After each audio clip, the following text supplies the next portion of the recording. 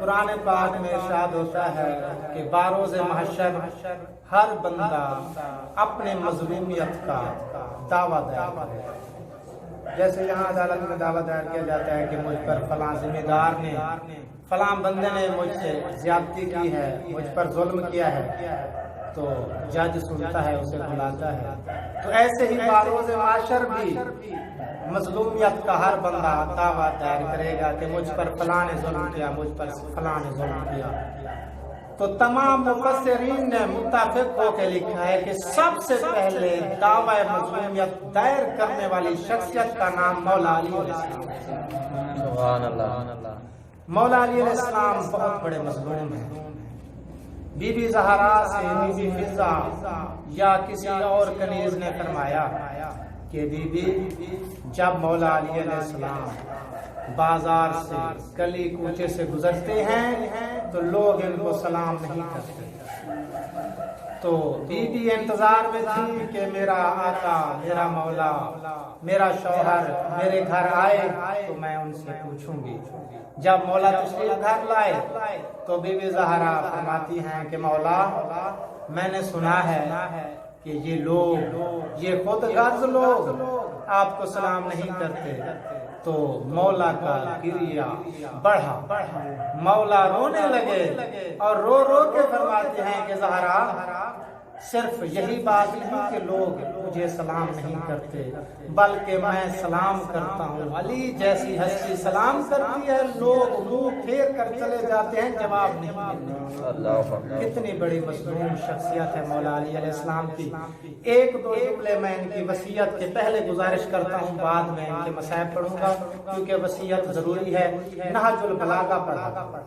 نہج البلاغہ کے یہ جملے ہیں، یہ وصیت اسی میں ہے. میں اکثر بیان کرتا رہتا ہوں، گزارش کرتا ہوں کہ اگر ہمیں پتہ چل جائے کہ کسی ملک میں، پاکستان میں نہیں بلکہ کسی اور ملک میں ہمارے کسی امام پاک کی کوئی سی ڈی مل رہی ہے، کوئی کیسٹ مل رہی ہے، کوئی ریکارڈنگ مل رہی ہے، مجلس پڑھتے تھے نا وہ اپنے دور میں، تو ہم اس کو خریدنے کے لیے کیا کچھ نہیں کریں گے، وہاں اس ملک جائیں گے، خرچہ کریں گے، چاہے لاکھوں کا بھی ہو جائے، اپنا سب کچھ بیچ دیں گے اور جا کے وہ کیسٹ، وہ ریکارڈنگ خریدنے کی کوشش کریں گے کہ ہم مولا کے کوئی فرمان تو سن لیں.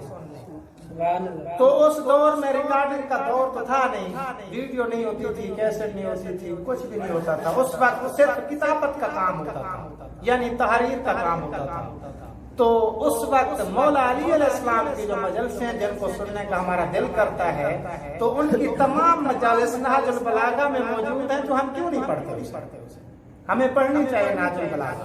قرآن کے بعد ہمارے فقہ میں، ہمارے مسلک فقہ جعفریہ میں نہج البلاغہ کا بہت بڑا مقام ہے. تو یہ وصیت بھی نہج البلاغہ میں ہے. ایک اور مثال دیتا ہوں کہ اگر ہمیں پتہ نہیں آج 1440 ہجری ہے اور 40 ہجری کو شہادت ہے مولا علی علیہ السلام کی. 21 رمضان 40 ہجری کو شہادت ہے مولا علی علیہ السلام کی.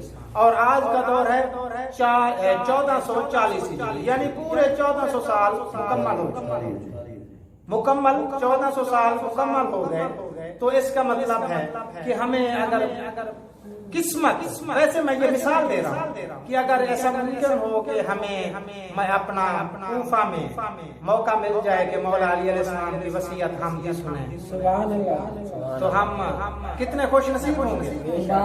تو کیا خیال ہے اگر ہمارے سامنے وہ وصیت پیش کی جائے، مطلب مولا علی علیہ السلام اپنے بیٹوں کو وصیت جو کر رہے ہیں نا، وہ صرف اپنے بیٹوں کو نہیں کر رہے، قیامت تک آنے والے ہر انسان کے لیے وصیت ہے، چاہے مسلمان ہے یا غیر مسلم ہے. غیر مسلم نے نہج البلاغہ سے بہت فوائد اٹھائے ہیں، قرآن پاک سے بہت فوائد اٹھائے ہیں. گواہ ہے تاریخ، وہاں امریکہ میں مسلمان ملک نہیں ہے، وہاں پہ نہج البلاغہ کے نسخے ملتے ہیں، قرآن پاک کی تفاسیر ملتے ہیں، انہوں نے فائدہ اٹھایا ہے، ہم بھول گئے ہیں. تو ہم وصیت سنیں مولا علی علیہ السلام کے پاک لسان اللہ کی زبان سے وہ وصیت سنیں تو کیا خیال ہے ہم اس وصیت کو سینے سے نہیں لگائیں گے؟ ہم اس وصیت کو کبھی نہیں بھولیں گے۔ ارے بھائی ہم عام انسان ہیں، ہم اگر ہمارا کوئی باپ ہمیں وصیت کر کے گزر جائے، اللہ تعالیٰ سب کے باپ کا سایہ اپنے سروں پر قائم رکھے، اگر کسی کا باپ گزرنے والا ہو اور وہ وصیت کرے تو اس کا بیٹا کوشش کرتا ہے کہ میں اپنے باپ کی وصیت نہ بھولوں، آخری تو نشانی تھی اس کی، وہ آخری جملے تھے اس کے میرے باپ کے، میں کیوں بھولوں اس کی باتیں؟ تو ہم وصیت نہیں بھولیں گے اپنے باپ کی۔ تو مولا علی علیہ السلام کی وصیت نہج البلاغہ میں موجود ہے، پڑھنا چاہیے۔ تو ان کی وصیت کے صرف ایک تو جملے میں گزارش کرتا ہوں، ان کی وصیت پر جو بھی کوئی عمل کرے گا نا انسان، مسلمان ہو یا غیر مسلم، وہ کامیاب ہے، صرف دنیا میں نہیں باروز معاشر میں بھی کامیاب ہے۔ تو مولا علی علیہ السلام حسنین شریفین، مولا غازی اہل بیت سے فرماتے ہیں کہ کبھی دنیا کے پیچھے نہ بھاگنا، دنیا کے پیچھے نہ بھاگنا۔ اب یہ بات سمجھنے کی، اس پر غور کرنا چاہیے کہ دنیا کے پیچھے بھاگو گے تو دنیا آپ سے دور بھاگے گی۔ مثال کے طور پر مولا نے سمجھایا ہے کہ دنیا سائے کی طرح، اپنا جو سایہ ہے اپنے سامنے ہوتا ہے نا، ہم اس کے پیچھے چلیں گے تو سایہ اور مزید چلے گا، ہم دوڑیں گے تو سایہ بھی مزید دوڑے گا، ایسا ہی ہوگا نا۔ لیکن اگر ہم اس سایہ کو پیٹھ دکھا دیں، منہ پھیر کر دوسری طرف پلٹ جائیں تو ہم بھاگیں گے، سایہ پیچھے بھاگے گا۔ دنیا بھی ایسے ہے، دنیا کے پیچھے بھاگو گے تو دنیا اسی سپیڈ سے آگے بھاگے گی، لیکن اگر دنیا سے نفرت کر کے اس سے منہ پھیر کر آپ بھاگو گے دنیا آپ کے پیچھے بھاگے گی۔ مولا کے فرمان ہے، یہ نسخہ حیات ہے۔ دنیا کا میں لفظی مطلب بتانا چاہتا ہوں۔ عربی میں اکبر کا مطلب بڑا ہے، اکبر مذکر کو کہتے ہیں، اس کا مؤنث ہے کبرا، اکبر مذکر کبرا مؤنث، عورت کے لیے لیڈیز کے لیے کبرا استعمال ہوتا ہے، مرد کے لیے اکبر استعمال ہوتا ہے، بڑے کے لیے، یا کوئی اور مؤنث چیز ہو عورت کے علاوہ۔ اصغر مذکر ہے، اس کا مطلب چھوٹا ہوتا ہے، اس کا مؤنث ہے صغرا یعنی چھوٹی چیز، مؤنث۔ عظیم بہت بڑا، اعظم اس سے بھی بڑا، اس کا مؤنث ہوتا ہے عظما، اس سے بھی بڑی چیز۔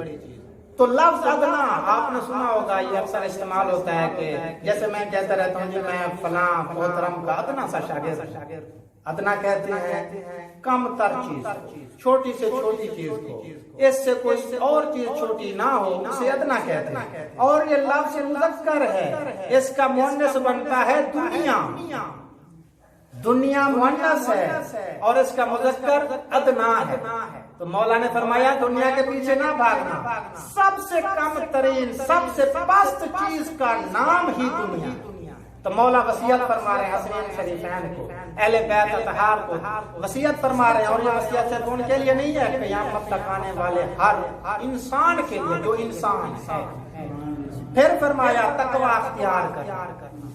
تقوی کا مطلب بتاتا ہوں، لوگ اس کا مطلب صرف یہی نکال کے اللہ سے ڈرنا، صرف اللہ سے ڈرنا نہیں، تقوی کا مطلب ہے احساس کے ساتھ ڈرنا، احساس رکھتے ہوئے ڈرنا۔ سبحان اللہ۔ بس ایک مثال دے کر آگے بڑھتا ہوں کہ احساس کس طرح سے۔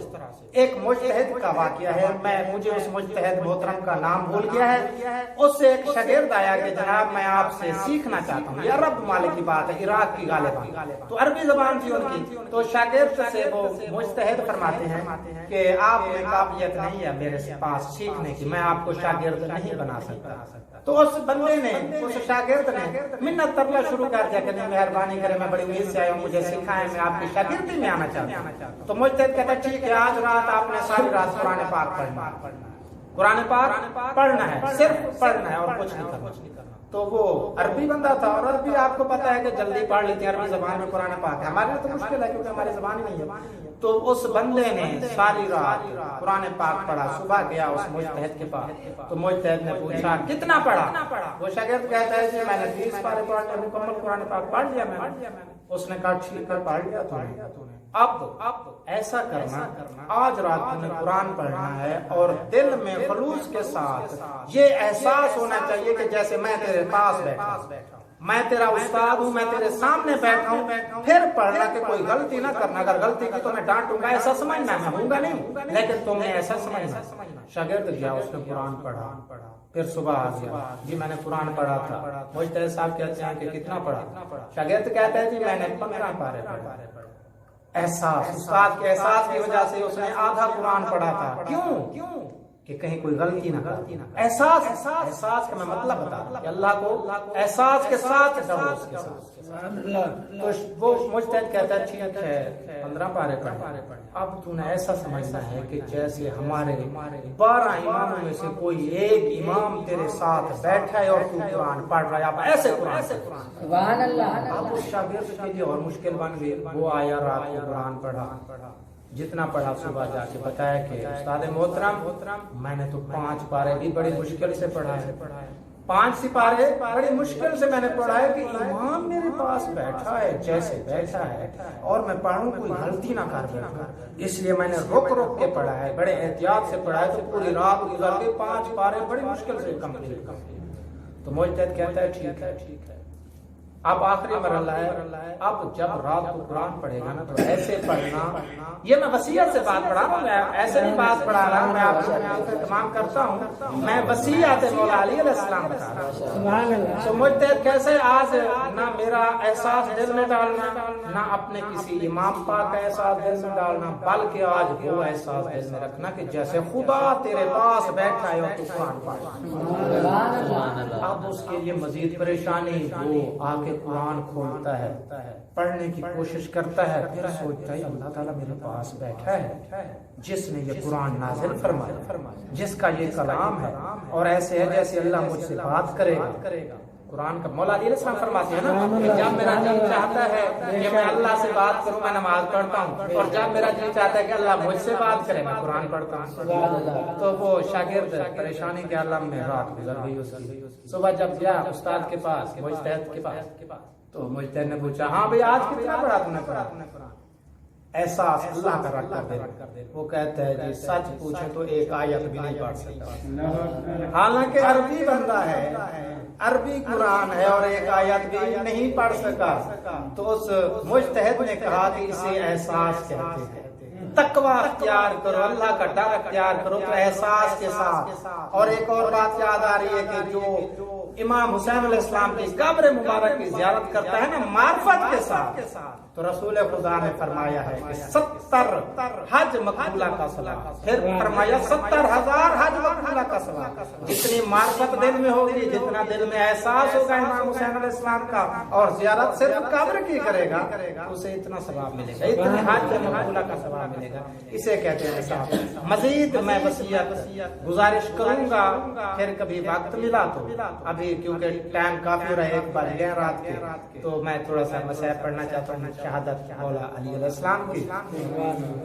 مولا علی علیہ السلام بی بی ام کلثوم سے سحری کر کے جانے لگے مسجد کی طرف, اپنی بیٹی سے سحری کی اور جانے لگے. تو جو ہی صحن میں آئے تو مرغابیاں تھیں, بطخیں تھیں, انہوں نے گھیر لیا. اور صرف مرغابیاں یا بطخیں نہیں تھی, اور بھی بہت سارے پرندے. مولا علی علیہ السلام 18,000 جنس کے جو امام ہیں, بہت سارے پرندے تھے خوبصورت, ہر قسم کے پرندے تھے جو آپ نے پال رکھے تھے. اور وصیت کی میں ایک جملہ گزارش کروں کہ مولا نے یہ بھی وصیت فرمائی تھی امام حسن سے کہ جو پرندے میں نے پال رکھے ہیں ان کا خیال رکھیں. خیال مولا حسن رکھتے, امام ہے وقت کے, یہ ہمارے سمجھانے کے لیے ہے کہ جاتے وقت اگر کچھ پال رکھا ہے تو ان کی وصیت کر دے جاؤ کہ تمہارے گھر میں جانور کون سے ہیں, بکریاں ہیں, بھینس ہے, یا کوئی چوزے ہیں, تو ان کا خیال رکھنے کے لیے کہہ کے جاؤ, لاوارث چھوڑ کے نہیں جانا چاہیے. ہمارے لیے سبق ہے. تو تمام پرندوں نے گھیر لیا. اب آ کے دامن کو کوئی پرندہ پکڑتا ہے, کوئی بطخ پکڑتی ہے کہ نہیں جانے دیتے. بی بی ام کلثوم یہ منظر دیکھ رہی تھی کمرے سے, آ کے اپنے بابے سے فرماتی ہیں نہ جائیے بابا, رک جائیے بابا, نہ جائیے. تو مولا نے فرمایا میرا جانا ضروری ہے, وہ وقت جس کا وعدہ تھا, جو مقرر تھا, وہ وقت قریب ہے, مجھے جانا ہوگا.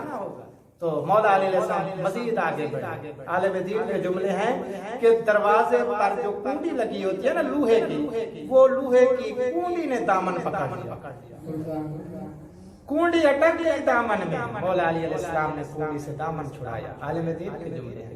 چلے مسجد کی طرف, جا کے دیکھا تو مسجد میں وہ خبیث سویا ہوا جسے شیطان نے بھیجا تھا. شام کا حکمران شیطان جو اس نے بھیجا تھا. مولا علی علیہ السلام سے کہتے ہیں کہ اے شیطان کے نمائندے, تو شیطان کا کام کرنے والا ہے. میں رحمان کا نمائندہ ہوں، میں رحمان کا کام کرنے والا ہوں، اٹھ جا، الٹے نہیں سوتے، یہ شیطان کی صفت ہے، الٹا سونا، سیدھا ہو اور نماز کی تیاری کر۔ تو وہ خبیث اٹھا، اس نے نماز کا وضو کیا، تیاری شروع کی۔ مولا علی علیہ السلام آئے اور مؤذن سے کہا کہ آج اذان میں نے دینی ہے۔ تاریخ میں 2 اذانیں بڑی دردناک ہیں، ایک اذان شہزادہ علی اکبر علیہ السلام کی جو صبح عاشور کو دی تھی، بڑی درد بھری آواز تھی جس کے جملے سنتے ہی سید ظالم کی چیخیں نکل گئی، اور ایک اذان جو مولا علی علیہ السلام نے شروع کی اور فرمایا اللہ اکبر، یہ جملہ کہنا تھا کہ بیویوں کی نیندیں اڑ گئیں۔ بی بی زینب کہتی ہے ام کلثوم سے کہ میری بہن، اللہ کے لہجے میں دی جانے والی اذان تو سنو، ایسا درد کبھی نہیں دیکھا ہم نے، ایسا درد بھرا جملہ ہم نے کبھی نہیں سنا۔ سید زادیہ رونے لگ گئی، اتنی درد بھری آواز تھی اذان مولا علی علیہ السلام نے۔ اذان مکمل ہونے کے بعد مولا علی علیہ السلام نے تکبیرۃ الاحرام فرمایا۔ ایک جملہ میں بھول رہا تھا، میں گزارش کرتا ہوں کہ مولا علی علیہ السلام نے کوفے کے مین دروازوں پر ایک پر حسن کو بھیجا، ایک پر مولا حسین کو بھیجا اور ایک پر مولا غازی کو بھیجا کہ جاؤ پہرا دینا ہے، کیونکہ سب جانتے تھے کہ میری شہادت کا وقت ہے۔ مولا بھی جانتے، مولا حسن حسین بھی جانتے تھے، کیونکہ مولا علیہ السلام نے فرمایا شاید آپ لوگ میرا یہ نہ دیکھ سکو زخم، یہ ضربت نہ دیکھ سکو، آپ دروازے پر پہرا دینا، اور مجھے شہادت کا بہت شوق ہے۔ دیکھیں کتنا عظیم گھرانہ ہے کہ شہادت کے لیے ترستے ہیں، شہادت کے خواہش مند ہیں۔ لوگ موت سے ڈرتے ہیں لیکن یہ موت کی طرف بڑھتے ہیں، یہ وہ گھرانہ ہے۔ مولا علی علیہ السلام نے تکبیرۃ الاحرام کی، قیام کیا، رکوع کیا۔ رکوع کرنا تھا کہ اس خبیث نے اپنی صف چھوڑی، ابن ملجم لعین نے اپنی صف چھوڑی، تلوار کو نکالا جہاں پر اس نے چھپا کے رکھا تھا، زہر آلود تلوار تھی، نکال کے بڑھا۔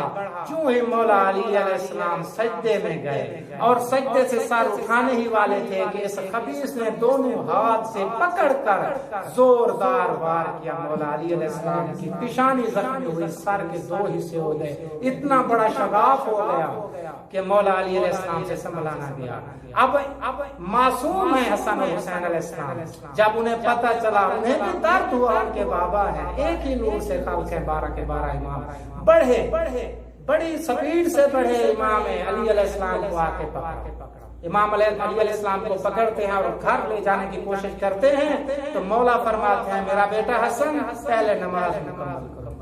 یہ جملہ ہم سب کے لیے وصیت ہے کہ مولا کا شہادت کا وقت ضربت اتنی کہ صف اور جائے نماز خون سے تر ہے، پاک خون سے، پھر بھی کہتے ہیں نماز مکمل کرو بیٹا۔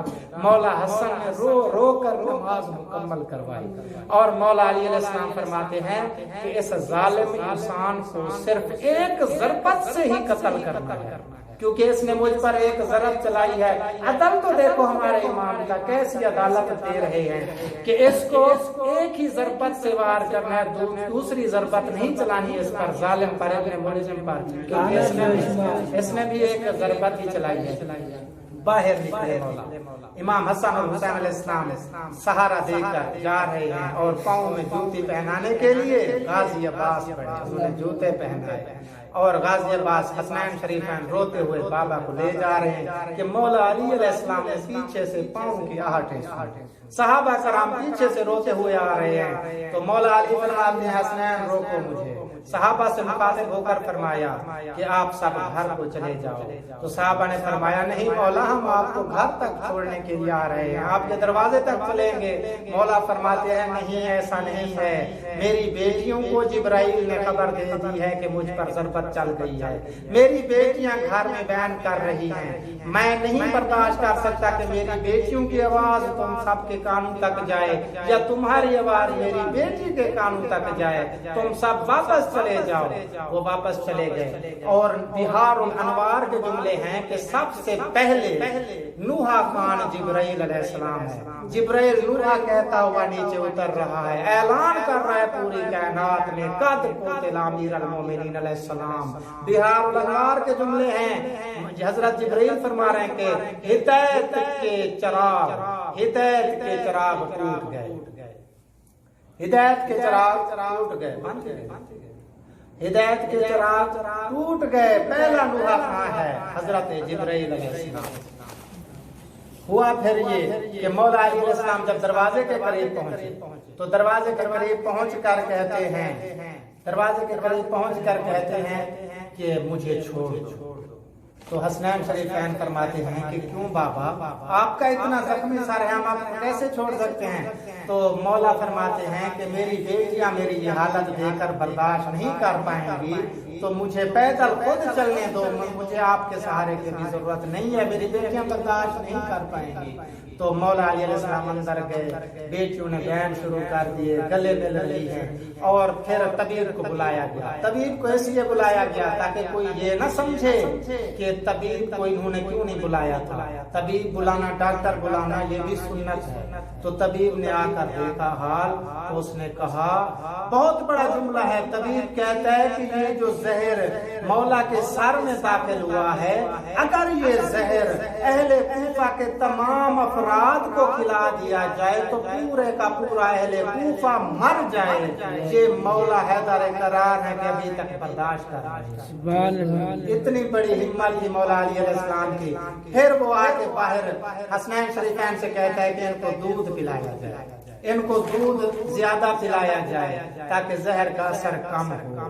پھر آ کے باہر اسی طبیب نے اعلان کیا کہ اہل کوفہ اپنے پہلے امام کو دودھ پلاؤ، زیادہ سے زیادہ دودھ پلاؤ۔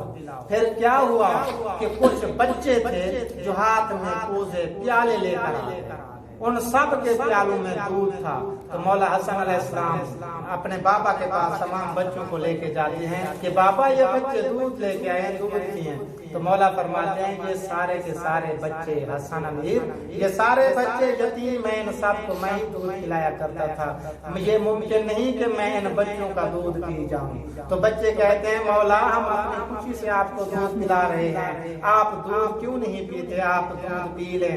پھر دودھ پینے کے بعد باہر بہت بڑا مجمع اکٹھا ہو گیا کہ ہمیں زیارت کروائیں مولا علیہ السلام کی۔ تمام صحابہ کرام نے آ کے زیارت شروع کی۔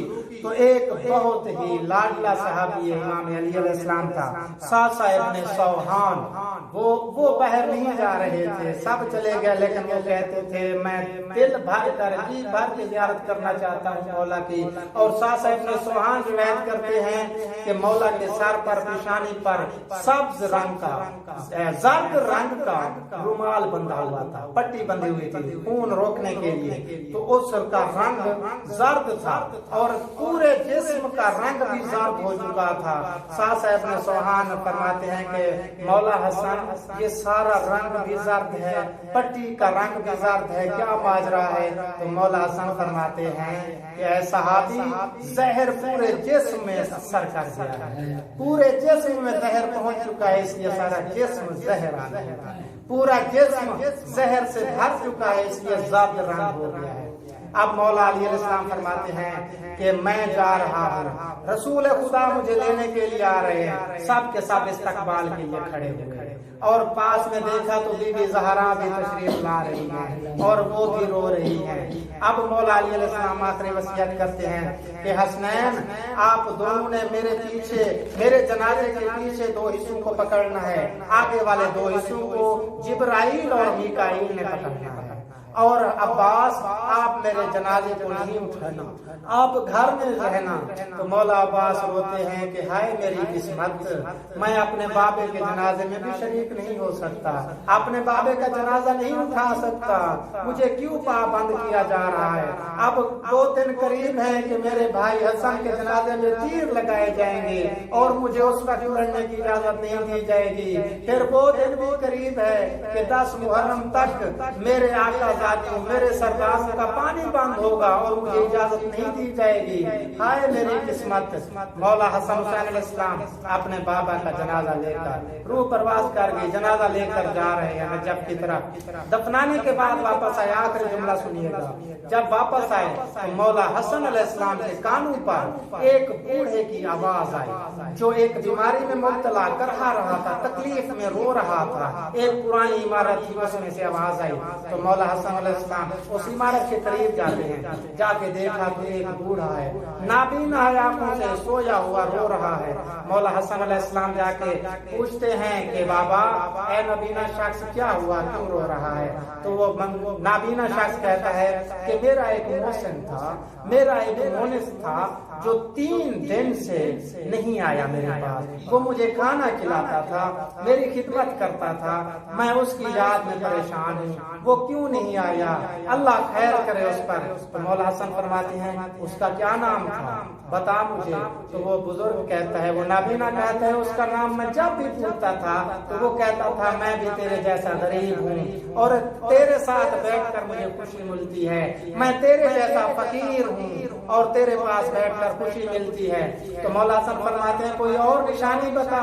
وہ بابا کہتا ہے ایک نشانی پکی بتاتا ہوں آپ کو کہ جو خوشبو میں آپ کے پاک جسم سے محسوس کر رہا ہوں وہی خوشبو اس میرے محسن سے آتی تھی۔ تو مولا حسن نے رونا شروع کر دیا اور کہتے ہیں بابا میں پہچان گیا کہ وہ کون تھے، وہ آپ کا محسن میرا بابا علی المرتضیٰ تھا، وہ مسلمانوں کا پہلا امام تھا، اسے 19 کو ضربت لگی تھی، آج 21 کو ہم اسے دفنا کے آ رہے ہیں۔ تو وہ بابا بیمار تھا، بیٹھ بھی نہیں سکتا تھا، لیکن اس کے دل میں اتنا غم ابھرا کہ وہ کھڑا ہو گیا جوش کے مارے اور کہتا ہے مولا مجھے ان کے قبر اطہر پر لے چلیں، میں جا کے ان کی زیارت کرنا چاہتا ہوں اور ان سے معافی مانگنا چاہتا ہوں۔ جب مولا حسن انہیں لے گئے قبر اطہر پر تو وہ بابا کہتا ہے میرے مولا میرے پہلے امام مجھے بتایا کیوں نہیں، میں آپ سے خدمت لیتا رہا، مجھے معاف کر دیں، آپ میری خدمت بہت کرتے رہے ہیں، اب جب تک میری زندگی ہے میں آپ کی قبر اطہر کی خدمت کروں گا، میں یہاں پر جھاڑو دیا کرتا رہوں گا۔ اللہ